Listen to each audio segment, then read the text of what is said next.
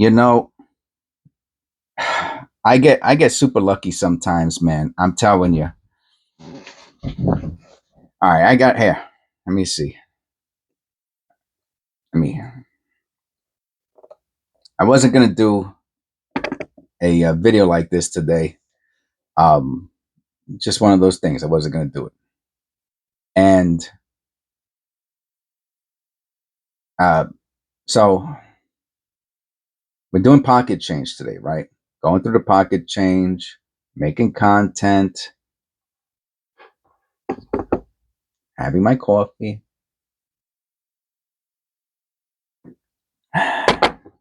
drinking my water.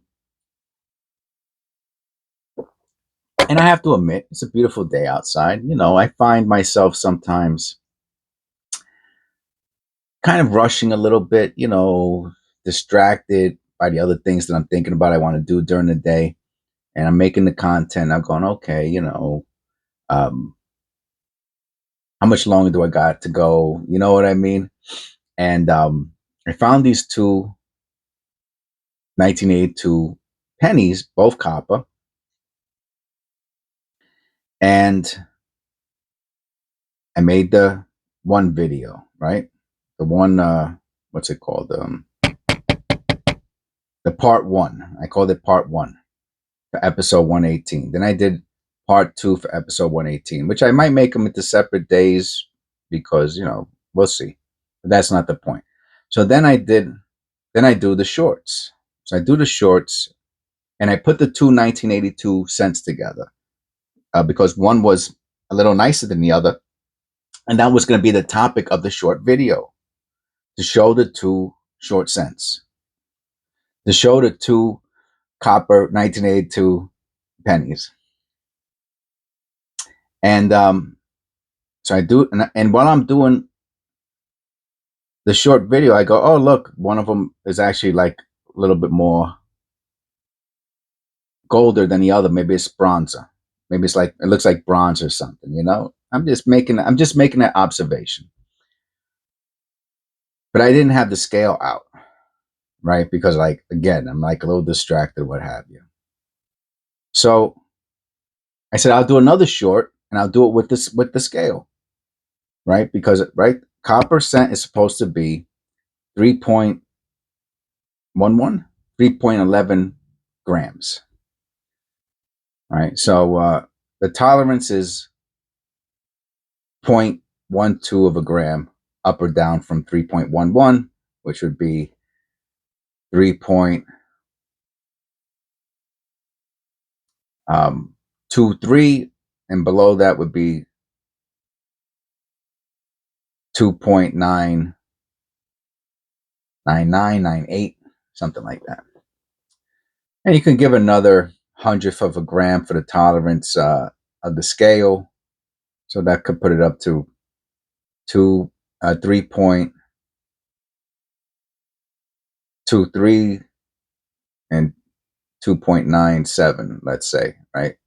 And then you're like really have more confidence that it's out of tolerance, I'm saying, with the extra hundredth of a gram. Do you have to do that? Not really. But obviously, the further away from tolerance, the more valuable the scent is, especially if it's in a good condition. If it's in good condition, like sometimes it's worn, and you're like, oh, maybe it lost some of its weight from being worn, and then you have to worry about whether or not a grading company is going to give it the designation of a thin planchette, or something else.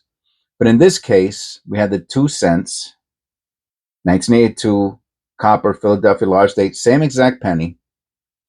But one was and I said, I'll do another video because I noticed in the short that one was a different color, was slightly golder than the other. So I pull out the if you watched it already, you're not going to watch it already because I'm going to post this one early. So you're not going to get surprised. Spoiler alert. So I pull out the scale to weigh it, which I didn't do on any cents today, right? Because I was like, I don't weigh every cent. I wasn't even going to do this, but I noticed the two different colors. So I do the short with the scale, and this is what happened.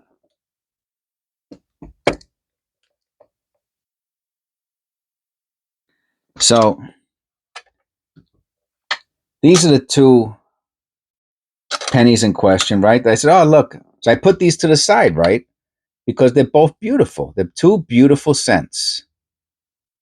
And they're 1982. So first of all, I keep all copper. That's number one, right? And then for copper that's in AU condition, I got these special rolls. Now, an 82 in this condition, I'm probably going to put into a flip, not even the AU roll, because it's the 82, it's a variation, and the condition is just incredible, right? Okay, so now we also had this 82, so I kept them together so I could do the short video. And when I was doing the short, I go, oh, wow. But the one on the right looks super gold. And I think I even said this in the video. You can watch it when it comes up, episode 118.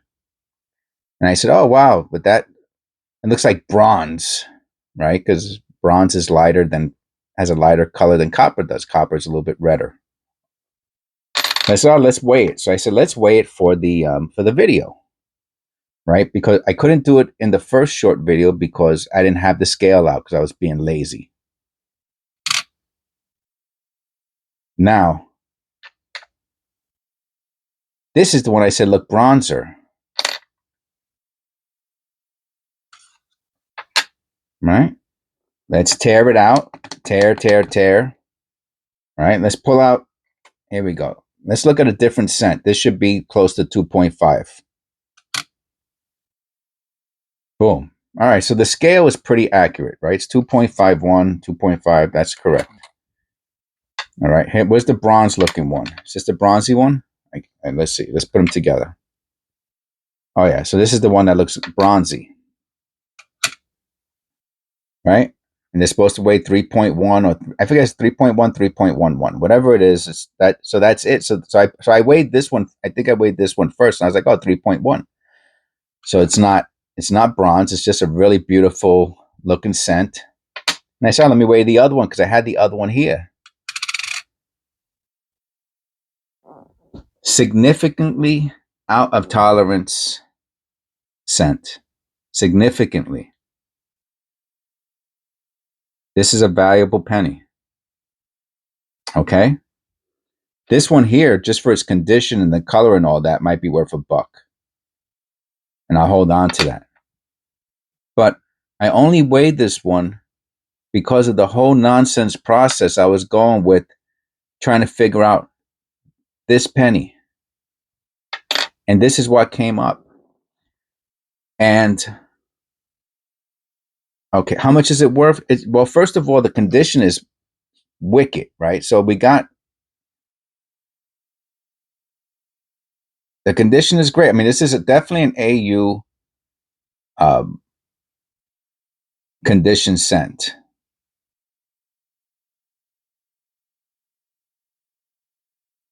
I didn't even take a good look at this, man.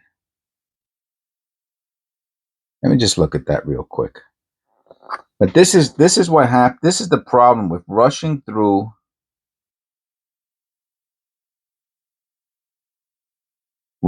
coins, not taking your time.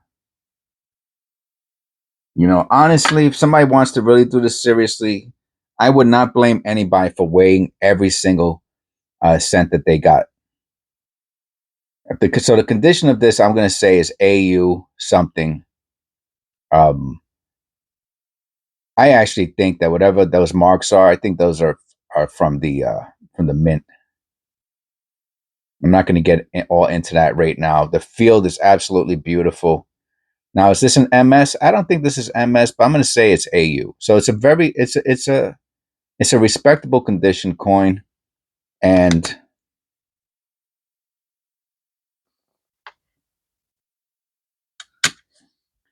significantly. So it would be. I think this would be called a thin planchet. But I would not have found this if I didn't have that inquisitive and patient aspect to my coin roll hunting. That, I guess, that is the long story short of what, it's easy, right? This is one of the cents that was in the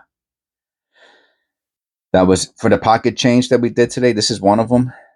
Right, come on. I mean, it's, it's a no-brainer, right? I find this, you find a 56D in AU condition, you're jumping up and down. You're like Gollum when he gets the Ring of Doom and about to fall into the volcano, Just super happy, elated with joy, but then you find something like this and you're like, oh, that's nice. Oh, that's a nice looking one. But I was not going to weigh this. Just to be 100% transparent and honest, I was not going to weigh this. And the only reason I weighed this one was because of this one, which is not out of tolerance. Perfectly. 3.1. 3.1. Perfect. See, and you got how it went up a little bit. So you can give that 100th of a, see, it went up from 3.1, went to 0.9, and then went to 1.1. So you give that 100th of a gram for tolerance for the scale. That's fine.